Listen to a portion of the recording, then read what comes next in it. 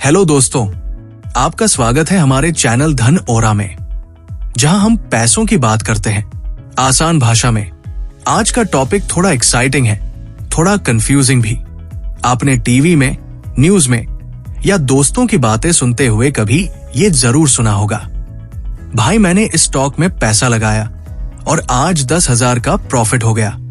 और किसी ने बोला होगा, अरे यार स्टॉक मार्केट में तो पैसा डूब जाता है, बहुत रिस्की है।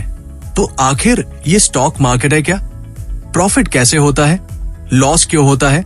और क्या ये सिर्फ अमीर लोगों की दुनिया है या आम इंसान भी इससे जुड़ सकता है?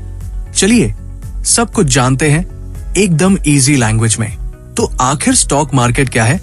चलिए हम इसे एक छोटी सी कहानी से समझते हैं। मान लीजिए एक गांव है और गांव में एक लड़का है रामू।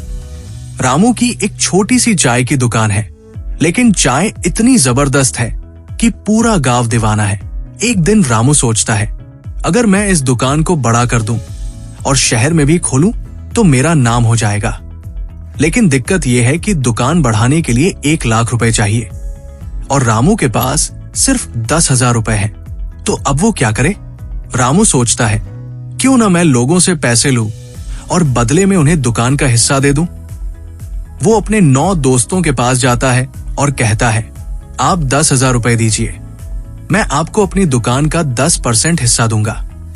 जो मुनाफा होगा आप उसमें भागीदार रहोगे।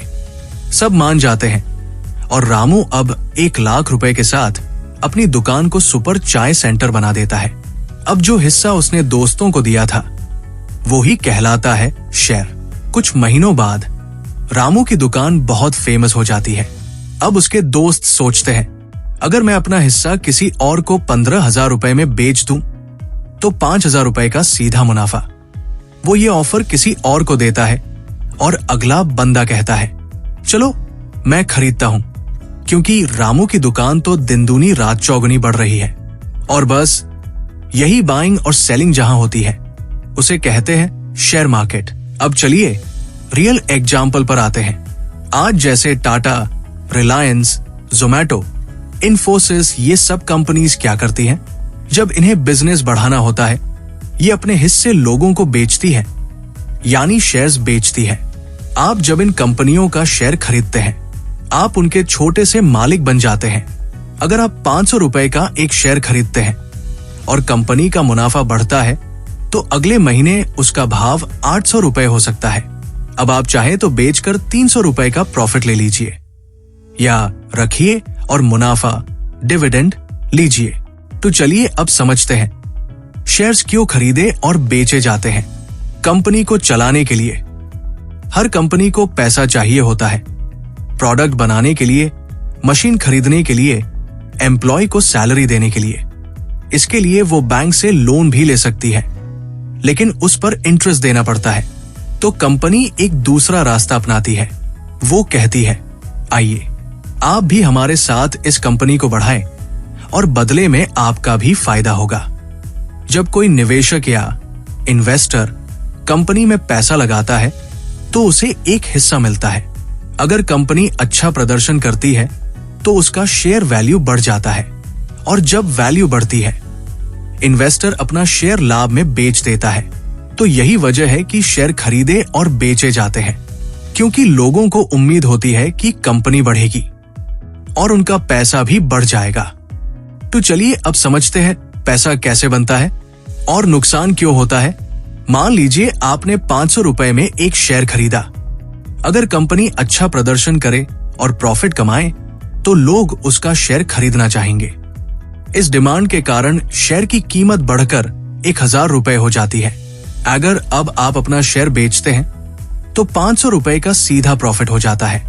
लेकिन अगर कंपनी का प्रदर्शन खराब हो और वो नुकसान में चली जाए तो शेयर की कीमत गिरकर 300 रुपए भी हो सकती है, यानी आपका 500 रुपए का निवेश केवल 300 रुपए में बिक पाएगा। तो यहां हमें 200 रुपए का लॉस हो जाता है। इसलिए स्टॉक मार्केट में निवेश करते समय फैसले सोच समझ कर लेने चाहिए। लेकिन अब एक बहुत कॉमन सवाल उठता है, क्या शेयर मार्केट सट्टा है? क्या ये एक तरह का जुआ है?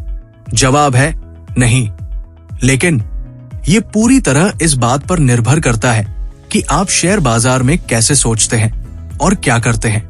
देखिए, जब कोई बिना जानकारी के, बिना किसी रिसर्च के, सिर्फ गेसवर्क या किसी ने कहा कि खरीद लो के भरोसे शेयर खरीदता है, तो हाँ, उस वक्त वो व्यक्ति शेयर मार्केट को सट्टा बना देता है।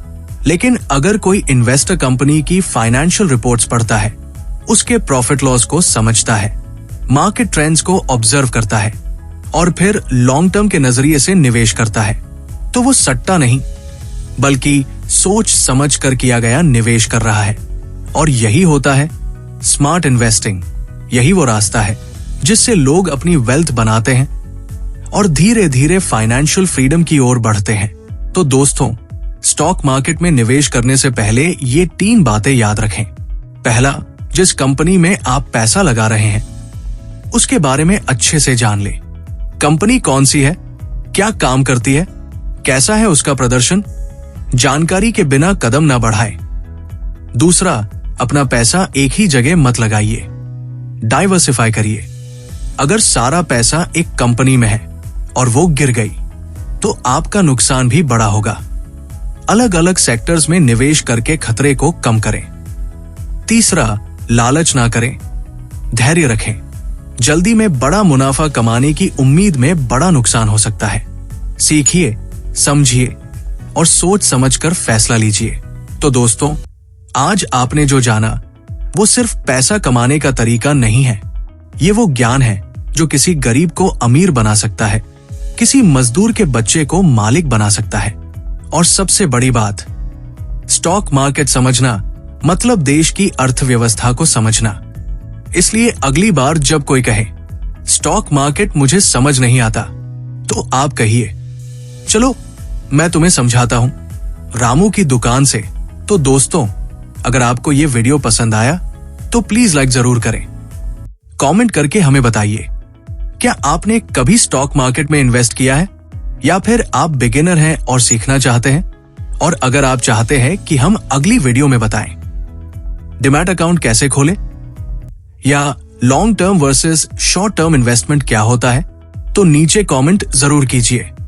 मिलते हैं अगली वीडियो में एक और आसान और समझदारी भरे टॉपिक के साथ। तब तक के लिए इन्वेस्ट स्मार्ट, इन्वेस्ट सेफ। जय हिंद।